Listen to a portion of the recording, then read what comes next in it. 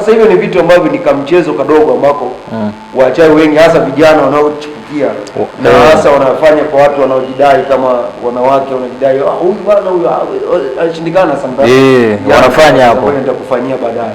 Kwa hiyo ni kamchezo ambako amekuwa kanaendelea ambako sasa hapo nilikuwa niliongezea hiyo vitu baada ya kuingia kwenye sekta nini ya uchawi, lakini kwenye masuala haya ya kwenye ujambazi nilipewa hiyo kitu na mwiko wake ulikuwa sana kufanya tendo la ndoa, kama vile nilivyokuambia kwamba sitaki kufanya tendo la ndoa ikiwa wapi mapolini, lazima nitengeneze mazingira ambayo kwa, lakini pia ukipewa hiyo miko hata kufanya masuala ya matendo ya ndoa nje uwezi ukafanya, kwa sababu na mimi nilichukia sana wanawake. Yani wakati nafanya shughuli zangu rafiki yangu alikuwa ni pombe. Yani rafiki yangu alikuwa, lakini habari za wanawake yani kwa tendo la kupewa mwiko wanawake nilipewa kuchukia nini wanawake. Kwa hiyo sikuwa na habari ya kufikiria kwamba kama watu wengine ambao walikuwa na ndio maana watu wengine mambo yao yalikuwa yanaharibika sana kwa sababu walikuwa wanapenda sana upande wa pili. Sasa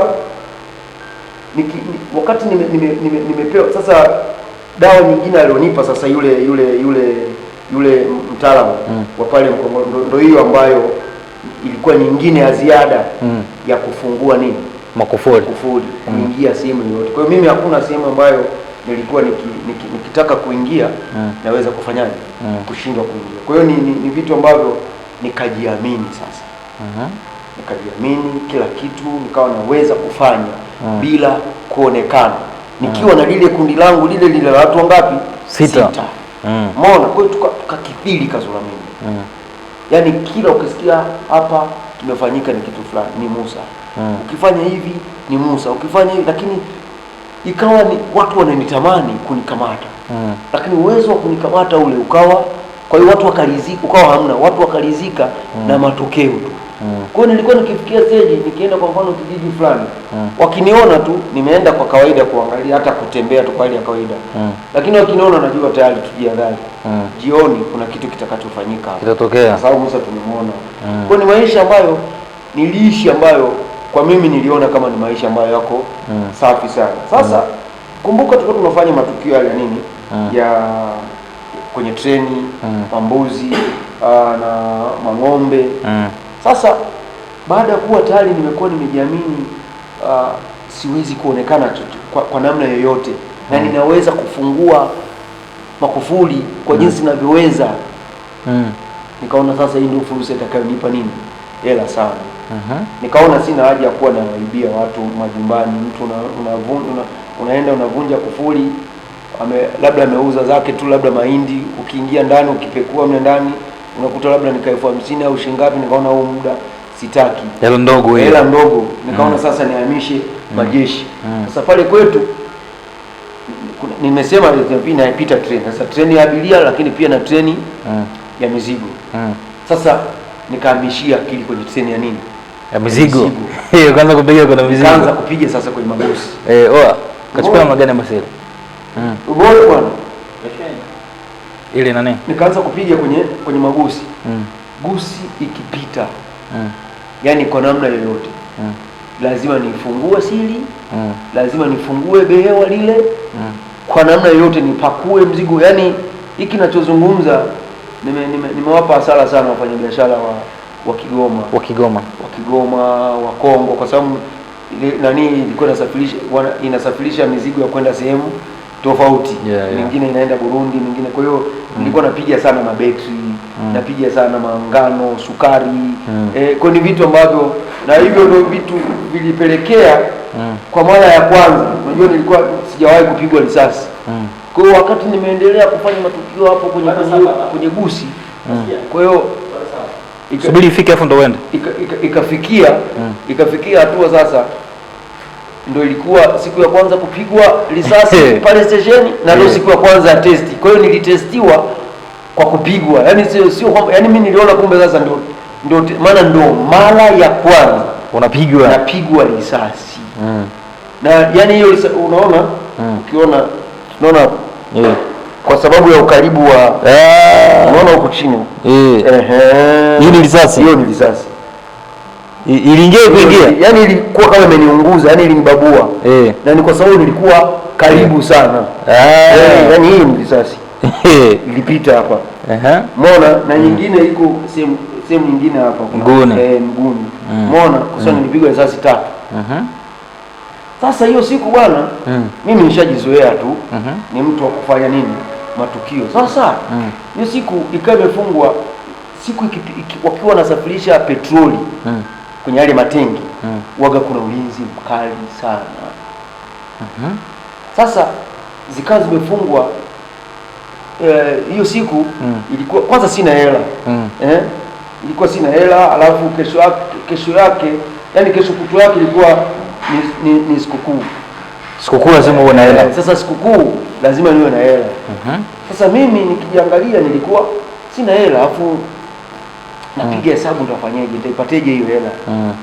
Nikawa mpole, nikatulia. Sasa kama Zali, yani ni kama Zali. Mida kama saa 2 hivi asubuhi usiku. Saa 3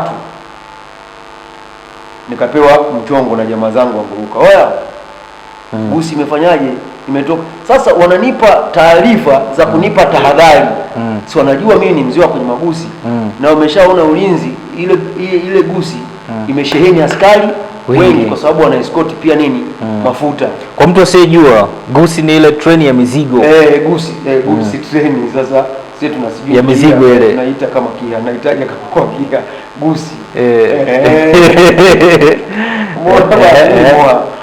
Kwa hiyo nisamehe kama na hamna shida. Mbona bwana? Kwa hiyo ikawa imepita, wakanipigia simu. Bwana Musa, wanajua kabisa. Unajua kwenye makundi lazima mfahamiane. Kwa hiyo wale wa Nguruka walinipigia simu wananitahadharisha. Kwa sababu na wao muda mwingine nilikuwa naenda kupiga kwenye treni nakuta pengine wamejaribu kuchokonoa, kwa sababu kulikuwa na mbinu na njia mbili. Wale ambao hawawezi kufungua mlango chini huku ya behewa kulikuwa na sehemu ambayo unakuta wamepanga, kuna plate tu la bati. Kwa hiyo mtu anakuwa na ule mtalimbo anaingiza tu namna hii, anatumia kupasua, kutoboa. Kwa hiyo ukitoboa pale anaifikia kama ni sukari, mifuko ya sukari imepangana pale, anaipata kirahisi. Na hiyo ndio hiyo siku napigwa risasi. Nilikuwa nimetumia hiyo style baada ya kuona kama siku ya kutengeneza ya kufungua hiyo siri. Kwa sababu niliona behewa ni moja, kwa hiyo wanaweza kunishtukia mapema. Sasa jamaa akanipigia simu, bwana Musa, mwanangu nani gari la leo noma. Usisubutu, yani waambie washikaji wako wasifanyaje? Wasisubutu. Kuna mamwela kibao.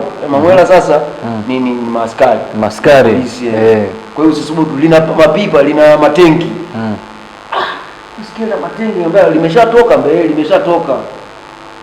Wakaambia lakini kuna nini? Kuna sukari. Umeona kuna behewa kama ngapi zina sukari. Sasa niliambia sukari ndio dili sasa. Yani ukipiga sukari. Yani popote ulipo ni si wazee kuna sukari hapa. Wameshafika wafanyabiashara kufanyaje? Ilikuwa dili sana sukari. Sana. Basi nikamwambia okay sawa bwana, nashukuru kwa nini? Kwa taarifa. Kumbe ndio amenipa taarifa za mimi nisogee niweze kufika eneo la tukio. Basi nikaandaa magunia yangu. Sikuwashirikisha wale madogo. Kwa sababu walishanipa tahadhari na wao najua ni weupe tu, hakuna chochote walichonacho. Nikajua ili nalipiga mwenyewe. Baada ya hapo nitakuja kuwashirikisha kwenye masuala ya kufanyaje? Ya kusomba. Kumbuka sijaanza kuwa jambazi. Ni ile tu kujiamini tu kwamba sasa umeona bwana. Basi nikaandaa kila kitu. Koti yangu nilikuwa na kisu moja ndefu sana ambayo nilikuwa natumia kufanyaje? Kutobolea. Kirefu sana. Basi nikatulia hiyo siku. Nikasikia treni na nguruma. Ile gusi la treni, yani gusi hiyo. Gusi lenyewe la mizigo. Kasikia ile nguruma. Sasa wakati linanguruma mimi nikamwambia bwana mimi natoka. Kwa hiyo natoka nikaandaa magunia. Alikuwa ashaona kabisa kama nikishaandaa magunia anajua kuna kazi naenda kufanya. Kazi yako anaijua. Anajua kabisa alikuwa ama chochote cha kubisha. Basi nikaandaa zangu magunia. Magunia mangapi? Gunia zilikuwa 10. Gunia 10. Sasa unazibebaje gunia 10? Sasa sikukuwa na mikokoti, nikishapiga na maana nayarundika. Okay. Ni gunia 10 zilizokuwa tupu. Kwa hiyo naenda nazo. Kwa hiyo uwezi, yani kimo cha chini ambao nilikuwa nikipiga mimi nilikuwa najaza gunia 10 au 15. Gunia moja debe ngapi? Debe sile la kilo 100 lile. La kilo 100? Yani kwa hiyo uliondoka na mzigo sasa. Zinaingia debe 10, 6, 8. Zile sasa ukishona mpaka juu na maana ni wastani zinaingia kabisa debe 10. Kwa mifuko ilikuwa mingi sasa. Mifuko 10. Sasa kwenye behewa si wanapiga matani. Kwa hiyo gunia 10 yani unakuwa umechukua kama tani moja kwa sababu gunia 10 ni wastani wa tani moja. Okay. Kilo 1000. Umeona? Basi baada ya hapo nikatulia zangu. Nikawa na mimi naenda zangu. Basi nachukua kitu changu, navaa koti yangu, nachukua zana za kuporomoshea. Kama ukiona walivyoniambia tu nikaona hapa sina haja ya kufungua nini siri. Kwa hiyo na siku ya kufa nyani bana miti uteleze. Unajua nilikuwa na ile inshu yangu ambayo nilikuwa naifunga sana kwenye nini kwenye mang'ombe au kwenye mbuzi ya kupotea. Nikichukua nikitenga hata kwenye gunia pale, na maana mimi nakuwa mimi niko vizuri. Kwa hiyo hata yule aliyoko kwenye gunia haonekani tena, hawezi kuonekana. Sasa siku hiyo ile kimuhemuhe yani pressure nikasahau na ile issue yangu ukubeba sikubeba. Nikachukua tu magunia zangu na visu na blanketi. Ili blanketi kwa sababu ukishatoboa pale wakati unamimina ile sukari si blanketi si zito, kwa ile inamwagika kama maji tu. Okay. Kuna mtu akuweza kufanyaje kusikia. Basi baada ya hapo nikaenda nikategesha pale. Nimetulia kwenye vinyumba vile vya stesheni. Treni iko nini ile ligusi liko linafanyaje? Linanguruma. Kidogo likatokeza stesheni. Kutokeza stesheni hautakiwi uchelewe. Kwamba hadi lisimame ndio ujue behewa liko sehemu gani. Kwa hiyo lilivyo nipita tule mwanga umeshapita mbele. Saa ngapi hiyo? Ilikuwa kama saa 6 sasa usiku ule mwanga unapita tu. Mimi nikaingia kwa nini? Kwa hiyo treni linapita, mimi niko naangalia behewa gani ambazo zinafanyaje. Hapo umekaa chini, umekaa wapi? Nimekaa sileli iko kama hapa. Kwa hiyo behewa, yani behewa linapita tu hapa, ukiligusa unaweza kuna pita naangalia, yakapita matenki. Kwa sababu wale askari wote wanakuwa kwenye engine. Umeona? Wanakuwa kwenye engine. Kwa hiyo ilipopita ina maana hawezi kuniona. Kwa hiyo treni kisimama ndio wanateremka kwa kuanza kufanyaje kuilinda treni. Basi baada treni ikapita ile mabehewa, nikaona angalia ile mabehewa nani ya petroli yale na madizeli yakapita. Baadaye zikapita zile behewa za nini za yale yenyewe ni mabehewa ambayo sio ya matenki, makontena. Umeona? Nilifika pale yakasimama usawa wa hapo Kazualimba kuna kituo cha mafundi wa railway. Sasa wale mafundi wa railway hawakai kwenye nyumba za stesheni. Wanakaa kwenye libehewa. Ile libehewa liko kama ni behewa la treni ambalo ndo vyumba vyao vya kufanyaje vya kukaa. Umeona? Basi vyumba vyao vya kulala. Sasa wakati limesimama likasimamia usawa ule wa nini wale behewa lile la mafundi. Na lile behewa lenyewe lilosimama pale ndio leo, kwa sababu ukifungua pale unakuta kuna chembe za sukari. Yaani kila behewa kama ni mzigo wa chumvi au kama ni ngano au ni nini, lazima kwenye upakiaji pale kwenye zile behewa unakuta kuna sehemu ambayo fanyaje zimemwagika kidogo. Kwa unajua kabisa hapa ndio kuna sukari au ile behewa lina nini? Lina chumvi au lina mchele, lina ngano. Sasa hivi angalia tu hapo nikakuta zile chembe za nini za sukari. Sasa hapa penyewe. Nikazunguka sasa, nikavuka pale kwenye maunganishio. Nimevuka nikadondokea upande wa pili. Ambao stesheni iko upande huu, mimi nikaenda upande wa pili. Ambao upande wa pili ndio kule kuna ile behewa la wale mafundi wa nini? Wa kisiara ambao kila busi ikifika lazima wafanye ukaguzi wa kukagua treni ya mizigo, wanafunga mabreki, wanafanya nini? Kila kitu. Sasa nikatulia, wakapita wakashuka wale mafundi kwanza. Wakapita wanaikagua treni wale mafundi wenyewe. Wakaenda kule kwenye engine. Baada wamekaa dakika kadhaa wakarudi zao. Wakaingia kwenye nini? Kwenye treni. Niko naangalia tu. Hapo ingia kwenye treni wakafunga ile mlango, wakatulia. Wakalala. Walipolala nikajua sasa ndio muda wa kazi umefanyaje? Umefika. Naenda nikaangalia pale kwenye yale maplate ambao wanazibaga sasa. Nikagundua sehemu ilipo. Nikachukonoa. Sasa uzuri wa bahati pale kwenye ile plate walikuwa wameziba limbao. Hapo wameacha lipenye kidogo, kwa hiyo nikalisukuma ile limbao taratibu mpaka likabaki tundu. Libaki tundu, nikaangalia namna ile nikatoboa kidogo pale ili nipate uhakika kitu ambacho nataka kukifanya. Kuangalia namna ikaporomoka sukari. Yaani hapo sasa ndio uchu kazidi. Nikaenda pembeni nikafungua mifuko yangu, nikaweka maandalizi safi, nikajifunga ile blanketi kwa ajili sasa kukinga sasa ile sukari. Basi nikaenda pale kwenye nini? Kwenye ile libeo. Ulipotoboa pale. Nikachukua kisu nikachana kabisa chap. Ile kilo 50 kisha isha pale kwenye nani? Kwenye ukisikia uzito ambao unaweza kunyanyua, unapaziba vizuri pale. Ukishapaziba vizuri ili sukari isidondoke. Wakati mwingine blanketi lile lingine liko chini. Kwa hiyo nanyanyua naenda na mimina kwenye nini? Kwenye mfuko. Karudi mfuko wa kwanza ukaisha.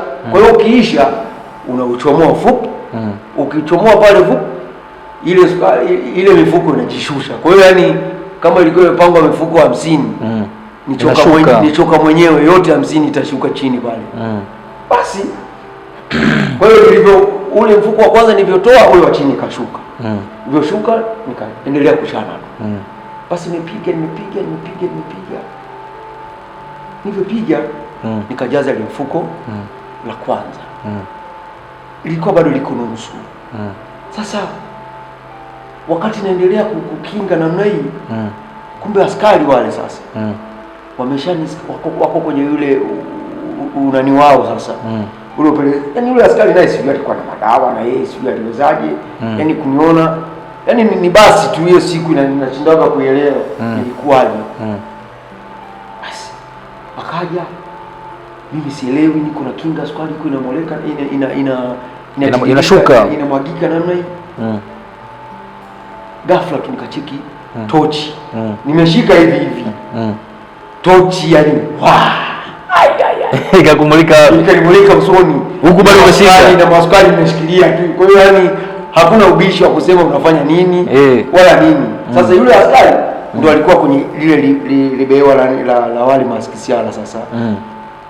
Alichoniambia aliniambia nashukuru kwa sababu unataka kunifukuzisha kazi. Lakini sasa pia nakushukuru kwa sababu wewe unakuwa ni mtu wa tatu kufia mikononi mwako. Yaani ananiambia tu live, anajua ambacho kinachotokea na hawezi kuniacha. Na akinishuti pale pengine anapata vyeo. Wakati amenishika namna nikayachia ile sukari pop. Nikamwagikia kwenye ile blanketi. Tochi alizima. Hajazima hapo, yuko ananimoleka tu namna. Baadaye alipoona nimemwaga ile nani sukari. Kumbe bunduki ameshaivua. Yaani wakati anamoleka ile tochi na bunduki iko attention. Basi nisikia anakoka kitu. Asa mimi sinajua. Yaani mimi japokuwa nilikuwa sijaanza kutumia bunduki. Kwa sababu nimepita sana kwenye mafunzo ya nini? Ya mgambo. Kwa hiyo alivyokoka nikajua tayari hapa kinaenda kufanyaje? Kuwaka. Kwa hiyo nikabaki lile blanketi limening'inia kwa chini kama vile mtu aliyojifunga kikoi. Umeona? Nikaanza kumbembeleza sasa. Bro, yani akili ikahama kabisa ya kujua kabisa hapa nimekwisha, yani nimekufa. Bado amenipiga tochi na nikamwambia bro, samahani bwana. Hii ni hali ya nikaanza kujitetea. Hii ni hali ya maisha. Sema tu, yani chochote unachotaka mimi nitakutoa. Kwa sababu unajua na wao sometimes wanakuaga wanapiga nini? Daily. Umeona? Lakini siku hiyo alikuwa anatafuta ajitafutie umaarufu kwa kupitia nani? Mimi. Cheo. Atafute cheo na jina kwamba sasa nimepiga jamaa ambaye sasa na kweli angenifaulu. Alikuwa amepata jina kubwa sana. Basi nikaanza kumwambia bwana, naomba usikilize bwana, wewe njoo tuongee. Sasa wakati mimi naongea namna hiyo najaribu kutoka pale nilipokuwa ili kusudi niweze kufikia kwenye maunganisho ya Behewa na Behewa na yeye akawa ameshajua kabisa kwamba huyu jamaa anajisogeza ili aruke. Unaona bwana, kwa alichokifanya wakati nasogea kwenye Behewa hajazima tochi wala hajafanyeje. Pale pale ameshikilia tochi namna hii na bunduki yake, naona tu yani kwenye ile tochi inapoishia naona kale kamdomo kanini kabunduki. Nikajua hapa nimefanyaje, kwisha imeisha. Bwana, bila kufanya kosa bila kufanya nini ndo mara ya kwanza mimi nakula shaba. Ilimtoka bunduki ikatua bunduki. Mimi kwanza sikupigwa risasi 3, nilipigwa risasi 4. Risasi ya kwanza ikapiga kifuani, nikashuka chini mzima ni kama nimepigwa mjeki, nimepigwa nini mtama. Kwa hiyo nikaruka juu nikashuka chini. Jamaa akajua tayari hapo biashara imefanyaje, kwisha. Wakati niko chini nasikia maumivu makali mno kwenye nini, kwenye kifua. Sasa wakati niko na furukuta sasa pale chini waso nikatoa mkono wangu kushika kwenye nini, kwenye kifua. Sasa wakati nashika mkono kwenye kifua, maana alinipiga huko, wakati nashika mkono kwenye kifua namna hii naangalia namna hii hapo mwanga huko unafanyaje, akanipiga amepiga nini tochi. Hakuna askari anapiga risasi lakini askari akishasikia risasi hajui, na kama ni usiku hajui risasi imepigwa na askari au imepigwa na jambazi.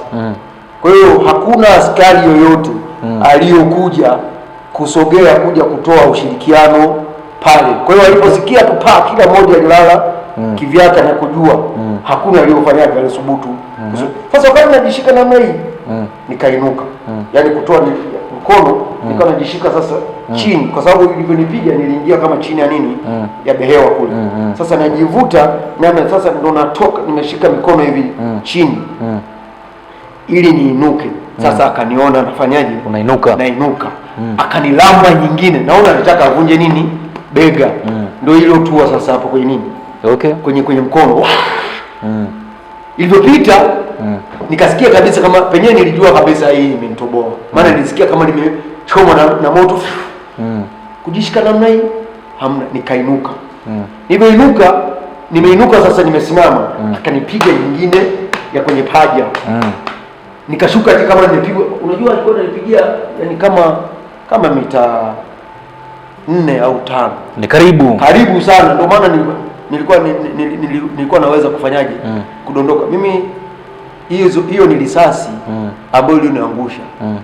Lakini baada ya hapo risasi zote zilizokuwa napigwa mimi nilikuwa sianguki. Yaani nilikuwa nikipigwa risasi, yani unakuwa kama ndio umeniongezea nini mwendo, naondoka hivyo.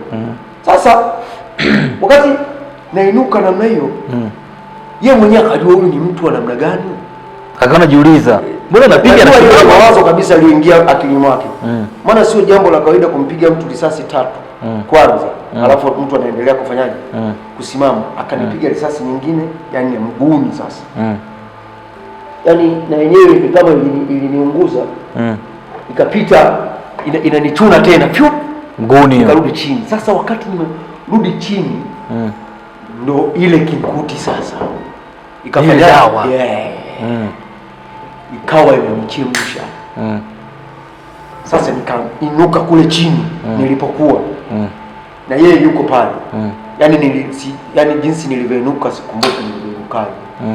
Nikaruka mazima nilivyokuwa mpaka pale kwenye nini kwenye ile bunduki. Tukaanza sasa asingeweza kunishinda.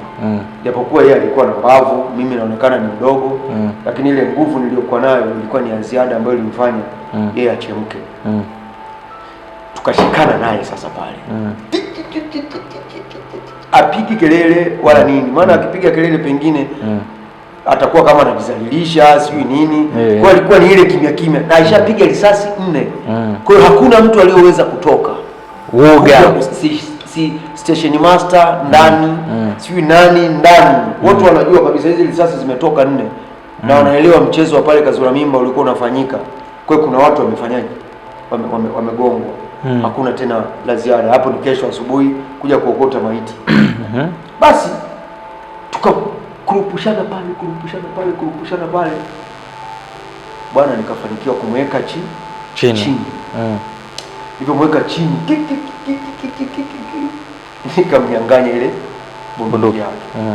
Nilipomnyang'anya bunduki yake nikamburuza sasa kurudi pale kwenye ilipokuwa. Tuko chini kwa chini sasa hapo. Nafuata kile kisu changu pale nilipokuwa. Nikakichukua kile kisu. Yaani yule alikuwa ni mtu wa kwanza kufia mikononi mwangu. Na ni bahati tu kwa sababu hakuwa mtu wa kwanza yeye. Maana angekuwa ndo mtu wa kwanza mimi kufia. Na ilikuwa ni bahati sana. Na ndio maana mpaka saizi ninavyoongea yule jamaa anakata bora. Na askari Tabora. Yaani ni saizi ni rafiki yangu sana. Waga akipita pale Kazura Mimba apite na treni. Kama treni ikichelewa lazima aniulize, Chesa yuko, ananiita mchungaji. Mchungaji yuko wapi? Nikosa kwa kweli wewe ni mtumishi wa Bwana. Unikosa sana. Kwa sababu anajua nilikishika kile kisu. Yuko chini. Nikakipandisha kile kisu. Ili nimalize. Akaanza kupiga sasa nini? Kelele. Nisamehe. Anapiga kelele, nisamehe. Mimi sijui nasomesha, sijui nafanya mambo mengi akajitetea pale. Nisamehe, usiniue, usingambe. Mimi ushaniua. Ndio maneno niliyokuwa namwambia. Kelele. Nilikuwa namtukana sana matusi yani. Unajua nishachanganyikiwa. Natukana matusi. Kama unaongea na mtu ushamuua tayari, unaongea na nani na mimi bado nikashusha kile kisu. Afu sijui huruma gani ulikuja. Nikakishusha kile kisu nikapiga hapa pembeni yake. Nikanikisimika chini. Nisamehe. Nikamwambia sasa sikiliza. Nikamwambia inuka. Nikainuka, akainuka. Nikachukua ile bunduki ambayo pita mbele pale. Niko na bunduki na ile kisu. Nikachukua ile bunduki akajua sana nafanyaje. Nammaliza. Usiniue ndugu yangu, usiniue. Muda wote hakuna aliyekuja. Mpaka mimi naondoka, mpaka tunamaliza. Wewe hata usikilize. Yaani hakuna mtu aliyekuja pale. Zaidi ya yeye kuja kutoa taarifa sasa. Bali yani unajua askari naye ni mtu hawataki kusema kwamba mimi nimepigwa jamani, nimechezea mkono sana. Kwa hiyo alijihami. Yaani alitengeneza uongo ambao ndio uliofanya sasa kituo kizima cha Central kunyanyuka kuja kunitafuta mimi. Sasa nikampeleka mpaka pale kwenye Mwembe. Pale Tamkaleli ni jirani na kanisa la Roma. Sasa pale jirani kuna mwembe mmoja mkubwa sana ambao ulikuwa huko pale, ambao ndo kulikuwa wanafanyika biashara za ndizi. Watu wakitoka Kasulu wanaleta pale kuja kuuza ndizi. Kwa kuna majani ya ndizi sana pale. Kwa nikachukua ile bunduki nikaiweka pale. Weka pale nikamwambia sasa twende. Msamaha wangu utauona. Kwanza tutapiga kazi na wewe mpaka pale nitakapotosheka. Kwa hiyo ukibisha na kumaliza hapo. Kwa kila nilichokuwa nakisema mimi ilikuwa ni ndio kwake. Anafuata. Kwa hiyo tukaenda pale nikamwambia shika blanketi. Niko namtukana, yani sio kama nambembeleza. Shika blanketi na shika blanketi. Napasua mfuko vapo. Tunakinga naye. Tukimaliza tunaenda tunamimina kwenye nini? Kwenye gunia. Tukajaza zile gunia zote 10. Zikajaa. Tuko naye. Nikawapigia jamaa wale madogo sasa simu. Oya, John station. Kumbe madogo wakati treni inafika walikuwa hawakulala. Unajua mtu hata kama huwezi kwenda kwenye dili unakuwa unatamani. Kwa hiyo na wao hawakulala. Sasa nawapigia simu naambia John station. Wakamwambia bro, hujasikia mambo huko? Chuma kimelia. Nikamwambia John. Chuma kimelia lakini mimi mwenyewe niko wapi? Niko site. Chuma kimelilia station bro. Nikamwambia John leteni na mkokoteni. Nyenye John leteni na mkokoteni. Sawa. Wakapitia mkokoteni.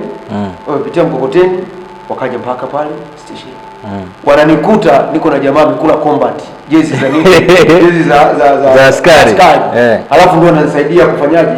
Kupiga kazi. Na yeye ameshachafuka yuko vibaya. Kwanza vumbi lile ambalo nimemgaragaza chini. Alafu vumbi la sukari yuko hoi, ameshachoka na kuzoea kupiga zile kazi. Akaniambia vipi? Nikamwambia nie pigeni kazi, mtaelewa baadaye. Basi tukasaidiana kupakia ile mifuko kwenye nini, kwenye lile mkokoteni. Wakawa nasomba, wakasomba wakamaliza mkokoteni. Mimi zile gunia zote zikawa zimefanyaje, zimeondoka. Zilikuwa zimeondoka, nikamwambia sasa twende huku, zoezi la wewe na mimi bado haijafanyaje, halijakamilika. Yule askari alikuwa anajua biashara ya yeye kuishi imefanyaje, imeisha. Kwa hiyo nikamwambia twende tukapitia ile bunduki pale kwake. Tukaelekea sasa, kama tunaenda Nyanganga kutoka pale kwetu, kuna njia ya kuelekea, barabara ya kuelekea Nyanganga. Tukaondoka mpaka kufika sehemu moja jirani na kuna mzee mmoja tu, mzee Mtongo. Kuna kidaraja pale. Fika kwenye kidaraja pale, nikamwambia simama hapo. Akasimama. Niko na chuma, nikamwambia geuka nyuma. Kule tulikotokea sasa station.